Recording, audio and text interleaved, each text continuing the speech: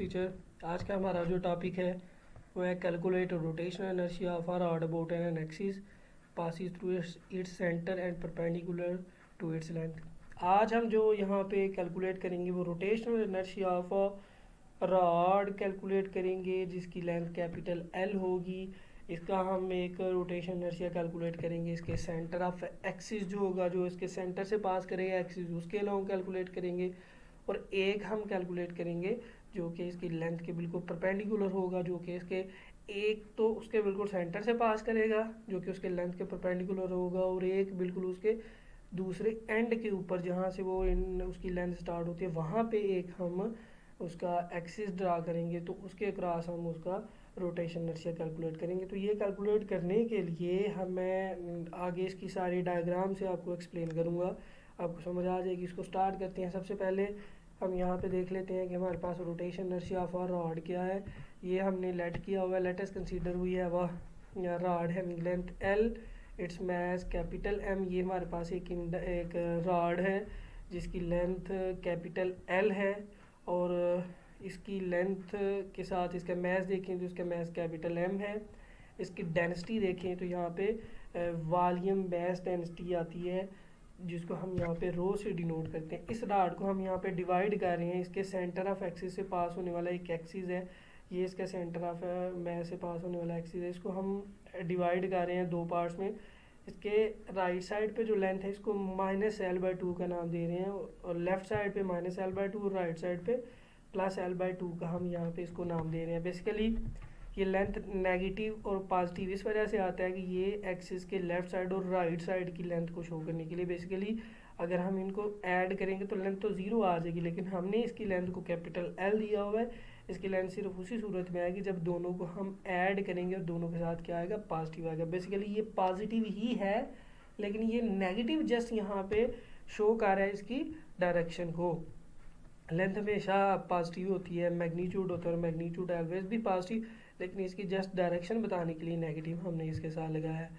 Dividing the rod into small each length element of इसके बाद हम यहाँ पे इस पूरे जो रॉड है जिसकी लेंथ कैपिटल एल है, इसकी हम डायरेक्टली तो कैलकुलेट नहीं कर सकते रोटेशन इनर्शिया। इसका रोटेशन इनर्शिया कैलकुलेट करने के लिए हम सबसे पहले ये जो रॉड है इसको स्मॉल से सेगमेंट के अंदर इसको डिवाइड कर लेते हैं। ये हमारे पास जो रॉड है इसकी इंडक्टेंस, ये कर्सर किधर चला गया है,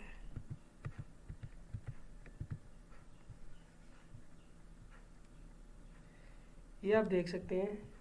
ये जो रॉड है इसके अंदर जो स्मॉल सेगमेंट है इसको हमने नाम दिया हुआ डी एम का, इसका मैस डी एम है।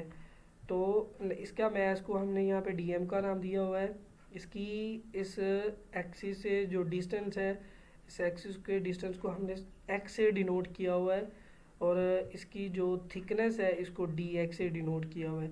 मतलब इसका मैस डी एम है, इसकी थिकनेस डी एक्स है, और इसका इस एक्सिस से जो डिस्टेंस है ये इसको एक्स का नाम दिया हुआ है। नेक्स्ट आप यहाँ पे देख सकते हैं the density of a rod is given by, ये जो पीछे हमारे पास रॉड है इसकी डेंसिटी अगर हम देखें तो rho is equal to mass over volume. Rho is a volume mass density है, जो कि हमारे पास उसका ऊपर मैस आएगा, नीचे उसका वॉल्यूम आएगा, और इसके वॉल्यूम को हम यहाँ पे ए एल से डिनोट करें। A is a cross section area and L is a length. और किसी भी रॉड की या सिलेंडर की अगर हमने वॉल्यूम देखना है तो उसका जो क्रॉस सेक्शन एरिया है उसकी लेंथ के साथ उसको मल्टीप्लाई करवा दें तो उसका हमारे पास वॉल्यूम आ जाता है। तो ये इसका वॉल्यूम है।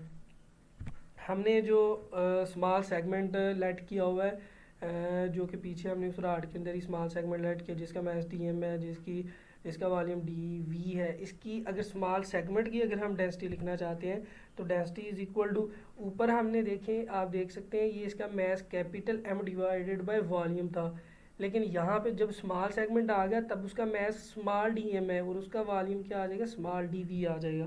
इसको अरेंज करें तो हम लिख सकते हैं D M is equal to rho into D V आ जाता है हमारे पास।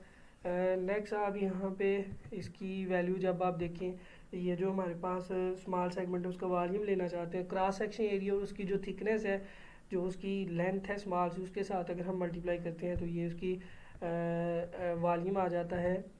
Next, putting the value of rho from above equation, ये जो हमारे पास अबव इक्वेशन है रो इसकी value M over A L है, तो यहाँ पे इसकी जगह पे जब आप ये वैल्यू पुट करते हैं तो हमारे पास फाइनली रिजल्ट आ जाता है। इस रो की जगह पे वैल्यू पुट करें तो M A over A L आ जाता है और इनटू साथ जो है वो ये हमारे पास डी एक्स आ जाता है। ए से कट जाएगा तो डी एम हमारे पास M L O into D X आ जाता है। तो यही हमारा मेन जो है वो यहाँ पे मकसद था कि सबसे पहले अगर हम जिस चीज़ का मोमेंट ऑफ इनर्शिया या रोटेशन इनर्शिया कैलकुलेट करना चाहते हैं उसका एक तो मैस होना चाहिए और उसका सेंटर ऑफ एक्सिस से जो रोटेशनल डिस्टेंस है वो उसका स्केयर हो, तो इन दोनों को मल्टीप्लाई करें तब हमारे पास मोमेंट ऑफ इनर्शिया आता है। सबसे पहले हमने इसका अभी जो कैलकुलेट किया है स्मॉल मैस कैलकुलेट कर लिया है। नेक्स्ट, अगर हम rotation inertia of small element of a rod देखना चाहते हैं तो आप यहाँ पे देख सकते हैं ये हमारे पास जो मैस है उस रॉड का और साथ उसके एक्सिस से जो डिस्टेंस है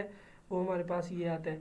आप अगर यहाँ पे देखें तो जो पिछले हमारे पास जो इक्वेशन है मतलब जो डायग्राम है उसमें आप देख सकते हैं ये जो डिस्टेंस है इस डीएम का इसके एक्सिस से जो डिस्टेंस है ये एक्स है। तो अगर हम रोटेशन इनर्शिया कैलकुलेट करना चाहते हैं इसके मैस को और इसके एक्सिस ऑफ रोटेशन से जो डिस्टेंस है स्केयर की प्रोडक्ट ले लेते हैं तब हमारे पास ये मोमेंट ऑफ इनर्शिया आ जाता है। तो ये हमारे पास मोमेंट ऑफ इनर्शिया हमने कैलकुलेट कर लिया। अब जो ऊपर हमने डीएम की वैल्यू कैलकुलेट की थी वो यहाँ पे हम पुट करेंगे तो ये हमारे पास D I is equal to M over L X square into D X आ जाता है। नेक्स्ट, हम rotation inertia of a rod अगर देखना चाहते हैं, अभी तो हमने उस रॉड के ऊपर जो स्मॉल सा सेगमेंट लिया तो उसका हमने रोटेशन इनर्शिया कैलकुलेट किया।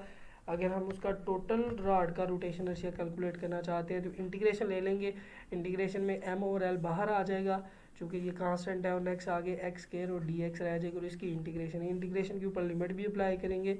ये नीचे इसकी इनिशियल लिमिट है ऊपर इसकी फाइनल लिमिट है। Initial limit minus L by two और फाइनल जो है वो एल बाई टू है। इसका एक ये फार्मूला है इंटीग्रेशन के अंदर ही एक इसके रूल है कि जब हमारे पास सेम लिमिट आ रही हो एक के साथ प्लस हो दूसरे के साथ माइनस हो तो तब हम इसके साथ टू टाइम इंटीग्रेशन और माइनस वाली टर्म के साथ ज़ीरो आ जाता है और ऊपर वाली टर्म बिल्कुल ऐसी रहती है। ये इसका एक रूल है, आपने कैलकुलस के अंदर या मैथ के अंदर इसको इंटीग्रेशन के बारे में ये पढ़ा होगा। नेक्स्ट, सारी टर्म जो है वो एज इट है कोई फ़र्क नहीं पड़ता इसकी। जब हम इंटीग्रेशन लेते हैं तो हमारे पास टू एम और एल एज इट आ जाता है। ये एक्स स्क्वायर की इंटीग्रेशन लें तो हमारे पास एक्स की power cube divided by three आ जाता है। आर नहीं है यहाँ पे एक्स है इसकी पावर थ्री ओवर जो है वो थ्री आ जाता है और ज़ीरो से एल बाई टू इसकी लिमिट हमने अप्लाई कर लिमिट अप्लाई करने के बाद इसको हम अगर सॉल्व करें तो सॉल्व करने के बाद हमारे पास जो फाइनली रिजल्ट आता है rotational inertia for R I is equal to 1/12 M L square आता है। तो ये हमने जो रोटेशनल इनर्शिया कैलकुलेट किया है ये बेसिकली रोटेशन इनर्शिया उस वक्त है जब ये एक्सिस उसके पास करें उसके सेंटर ऑफ एक्सिस से पास करें। अगर हम यहाँ पे देखें ये रॉड है इसके दो एक्सिस हैं, ये रॉड है इसके दो, एक ये वाला एक्सिस है ये इसके सेंटर से पास कर रहे हैं इस वजह से इसको axis of rotation through centre of mess बोलेंगे। एक हम यहाँ पे दूसरा हमारे पास एक्सिस ये है, ये एक्सिस और इस एक्सिस में फ़र्क ये है कि ये दोनों एक्सिस बेशक इसकी लेंथ के बिल्कुल परपेंडिकुलर है। ये एक्सिस इसके सेंटर से पास कर रहा है, ये एक्सिस इसके दूसरे एंड के ऊपर एंड ऑफ द रॉड के ऊपर यहाँ पे अप्लाई किया। दोनों के दरमियान जो डिस्टेंस है इसको डी से डिनोट करते हैं और हमें पता है कि इसके जो पीछे हमने नाम दिया ये एल बाई टू के इक्वल है। अभी हमने जो रोटेशनल इनर्शिया कैलकुलेट किया है वो इस एक्सिस के थ्रू कैलकुलेट किया है जिसकी वैल्यू को हम यहाँ पे द अबव इक्वेशन के एर्बिडेटर जो पीछे हमारे पास इक्वेशन थी उसको हम ऐसे लिख सकते हैं कि वो हमारे पास centre of mass about the axis जो हमारे पास सेंटर ऑफ मैस से पास करे उसकी वैल्यू आ रही थी। इस वजह से इसके साथ हमने ये आई सी एम लिखा हो 1/12 एम एल स्केयर इसकी वैल्यू आ जाती है। तो ये इस एक्सिस के थ्रू है। अब अगर हम इस एक्सिस की जगह पे इस एक्सिस के थ्रू इसका रोटेशन इनर्शिया कैलकुलेट करना चाहते हैं तब हम यहाँ पे पैरेलल एक्सिस थ्योरम अप्लाई करेंगे। पैरेलल एक्सिस थ्योरम के लिए हमारे पास दो एक्सिस पैरेलल होने चाहिए, तो एक एक्सिस ये है दूसरा एक्सिस हमारे पास ये है। तो अब अगर इस एक्सिस के थ्रू अगर हमने रोटेशन इनर्शिया कैलकुलेट करना है तो पैरेलल एक्सिस थ्योरम अप्लाई करेंगे। चूँकि हम पैरेलल एक्सिस थ्योरम की एप्लीकेशन यहाँ पे पढ़ रहे हैं तो नेक्स्ट हमारे पास है the rotation inertia of rod about an axis axis of rotation through end of a rod perpendicular to the length can be calculated by parallel axis theorem. तो जैसे मैंने आपको बताया पैरेलल एक्सिस थ्योरम बेसिकली है क्या, ये I is equal to ये जो rotation inertia about the centre of mass plus उसका टोटल मास और distance between the two axis. तो distance between the two axis यहाँ पे d है, तो यहाँ पे उसका क्या आ जाएगा, स्केयर आ जाएगी। ये हमारे पास पैरेलल एक्सिस थ्योरम है। अब नेक्स्ट जो ऊपर हमने कैलकुलेट की है वैल्यू ICM की, तो इसकी वैल्यू हम यहाँ पे पुट कर रहे हैं। m बिल्कुल ऐसे आ जाएगा, d वैल्यू हमें पता है ये L/2 के इक्वल है, तो इसकी वैल्यू जब पुट करेंगे तो ऊपर इसका स्केयर आ जाएगा। नेक्स्ट इसको अगर हम स्केयर ओपन करके इसको सॉल्व करते हैं तो हमारे पास ये I is equal to 1/3 ml square आ जाएगा। तो ये हमारा जो है वो रोटेशनल इनर्शिया है अबाउट द एक्सिस, जो कि उसके one end of a rod के ऊपर है। अगर उसके सेंटर से हम देखें, अगर उसके सेंटर से जो एक्सिस पास करें उसका रोटेशन इनर्शिया ये हमारे पास आता है 1/12 ml स्केयर, लेकिन अगर इस एंड पे अगर हम उसका रोटेशन इनर्शिया कैलकुलेट करते हैं तो वो 1/3 ml स्केयर आता है। ये हमारा आज का टॉपिक था। उम्मीद है सब बच्चों को समझ आई होगी, लेकिन अगर किसी भी पॉइंट की समझ नहीं आए तो कमेंट सेक्शन में जाके आप मुझसे क्वेश्चन कर सकते हैं। आज के लिए इतना ही, मिलते हैं नेक्स्ट वीडियो में, तब तक के लिए अल्लाह हाफिज़।